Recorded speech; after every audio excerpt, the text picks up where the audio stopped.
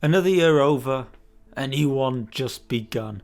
Christmas is high time in Cross, and with frankly ridiculous amount of races, I've been too busy watching them to actually talk about them. Also, the small measure of actual Christmas took up a little bit of time. The past week has shown us just what a great time to watch in Cross it is though, with some frankly gorgeous races and some great battles. If we thought the boys put on a show in Gavre, just watch what Mathieu and Wout did the day later in Zolder. Incredible racing all the way round. As I'm saying this, Diegem is about to start, so I can only assume that Mathieu is about to put on an absolute clinic tonight under the lights, at a course where he has won every time since he's raced in about 2010. Lucinda Brandt is also back and looks to actually be capable of mixing it with the new kids. A bit more rhythm and I can see her competing for wins again by the back end of the season. She'll do well to beat her teammate Shirin van Anrooy though. Van Anrooy looked totally in control in both Mol and Gavre, never really seeming under pressure. Also, two junior performances really stood out in Zolder. Lauren Molengraaf became the fourth woman in Super Prestige history to top 10 as a junior, after Puk Pietersen, Shirin van Anrooy and Zoe Pakstedt. Whilst in the men's junior race, Andrew August crashed and punctured on lap 1, then rode the 3 fastest laps of the race consecutively to finish 5th, 20 seconds behind winner Seppe van den Boer. Two names to really keep an eye on for the future right there.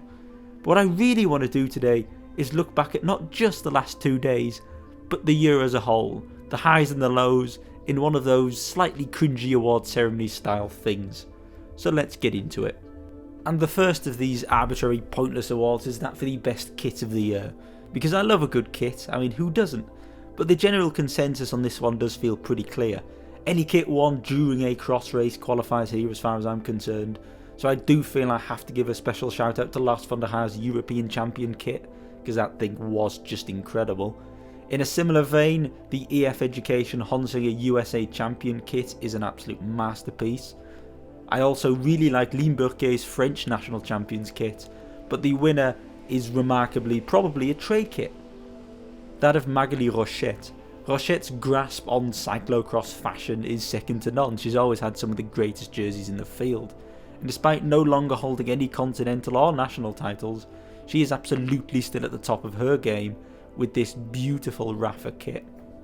Next up is the most unhinged moments of the year, and there's a few here that were all quite unhinged. Team Elkov Kasper just blatantly fixing the Czech nationals for Michael Boros is a high point.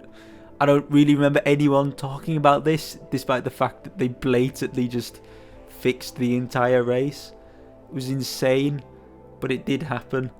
I'm still not really over it, to be honest. It was, that.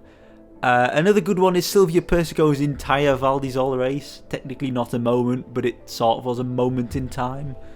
There was no technical ability on show there, and she knew it, so she just thought she threw herself through every corner. I've never seen someone crash that often. And it was really sort of compounded and highlighted by the slightly bizarre move on Manon Bakker at the end. What an incredible race. What a crazy woman. But both of them are good. But they won't come anywhere near our winner, which is Jan Toormans, for no apparent reason, with no explanation whatsoever, announcing that his Toormans cyclocross team will be leaving their partnership with Intermarché and joining Quickstep. This happened in Lille just after the World Championships, as he was being interviewed pre-race alongside new under-23 world champion Joran Wiesure. Wiesure was part of the Toormans team.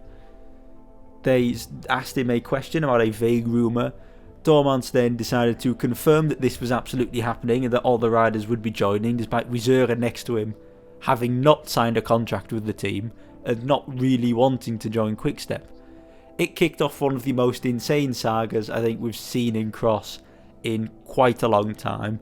The whole thing was completely insane and has basically seen Toormans sort of implode.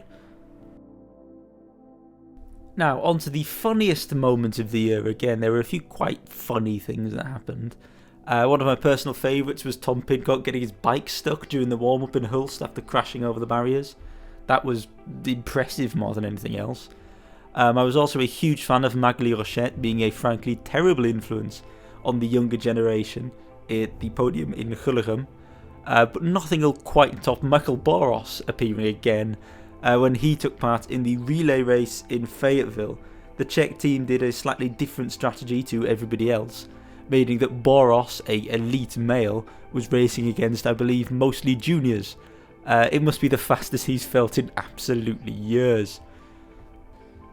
Next up, the Laurens Sweeck Award for rescuing his own career. The nominees in this one are Laurens Sweeck, sort of Lars van der Haag, but he really did the saving last year, and of course Joris Nieuwenhuis, who did quite well. The winner though has to be Laurens Sweeck. The man has resurrected himself in a frankly ridiculous way. I didn't know a good way to sort of work that into the other rewards I'd created, so Sweeck gets his own one, because he definitely deserved to be mentioned. So I want to quickly talk about the best performance of the year. One of the ones I want to nominate is Wouter Mathieu's performance yesterday in Zolder. It was completely ridiculous. Tom Pidcock's World Championships in Fayetteville also deserve a mention, but I'm going to give this one to Wout van Aert's Tour de France, which isn't cross, I know, but Van Aert is a crosser, and that is the most insane Tour de France anyone has ever written. The whole thing was completely bonkers. He was insane from stage 1 all the way through to stage 21. Like, he did things that aren't human. Now, for the most surprising performance of the year, I have 4 nominations. Silvia Persico at the Cyclocross World Championships, Silvia Persico at Strade Bianche, Silvia Persico's Tour de France, and Silvia Persico at the Road World Championships. I don't know which one to give it to, because these were all quite bizarre. I think I might stick with the Tour, because that's the one that's stuck with me the most. Although getting bronze at the World Championships, on the road, sorry, because she did it twice, of course, the Road World Championship bronze medal is also just insane. I don't know which one to give it to, but it goes to the Italian. Because, I mean, who else am I supposed to give it to?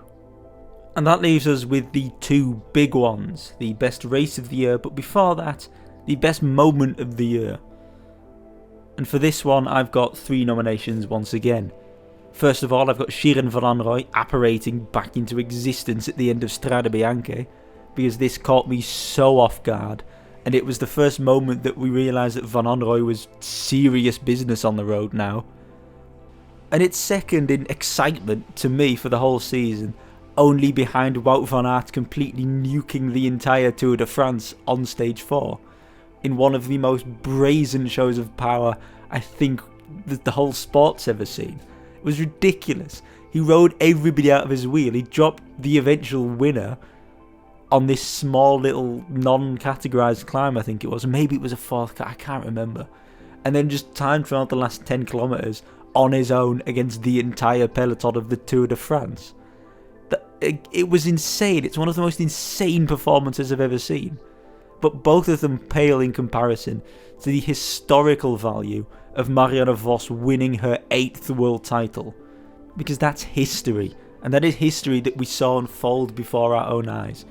There will never be anybody else who reaches 8 world titles, I guarantee it. No one will ever be that dominant, especially not in the sport nowadays with the level of professionalism we have.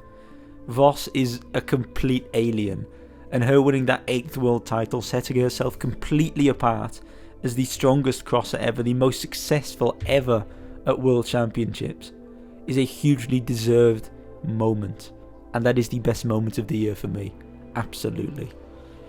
And finally, the race of the year. I got 4 nominations on this one. We start off with the men's race in Gavre a few days ago. It was brilliant. The whole race was brilliant. Such a close battle. At the same point, we've also got the women's race in Gavre, because Gavre is just an incredible racetrack and it always produces great racing. Both of them were absolutely brilliant. Men's over ice as well from this year, Van Toerenhout and Pidcock battling it out. Great race.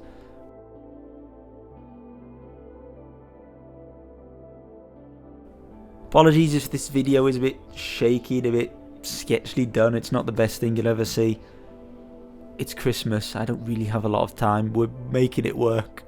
We're just about getting through. But I felt like I needed to make something. I mean, I wanted to make something as well, because this is the high time of Cross, and I just like talking about it.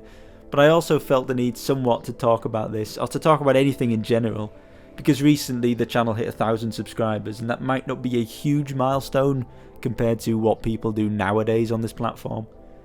But it does feel slightly surreal. And it does feel weird that there's 1,000 people that think that what I do is important enough to subscribe to that. And I'm so hugely grateful to all the people who've reached out to me and reached out for contact and sort of shown their appreciation for what I've done and for what I've done and the stories I've tried to tell. Because in the end, that's sort of why I'm doing this, because I love sharing those stories and shedding light on sometimes even forgotten or disrespected things and people. I think that's brilliant. That's why I love doing this. Over the past few months, I have received the odd question in the comment section, and I've not always been able to answer them. Mostly out of just being a bit shy, really.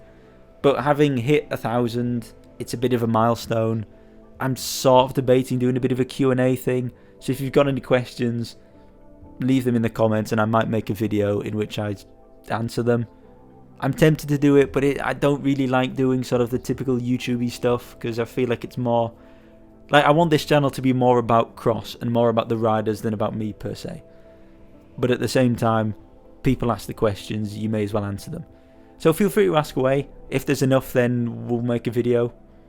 You know, it can be about cross, it can be not about cross, it can be about whatever you want. And, I mean, unless it's like, you know, my bank account details or my home address, I'll probably be able to answer the questions. And with that, an enormous thank you for what has been, for me as well, quite a good year. And I hope it's been a good one for you. And I hope the next year for everyone is also a great year. Thank you all for watching. And for the last time in 2022, feel free to subscribe. Feel free to comment down below with anything you want. And I'll be seeing you next year.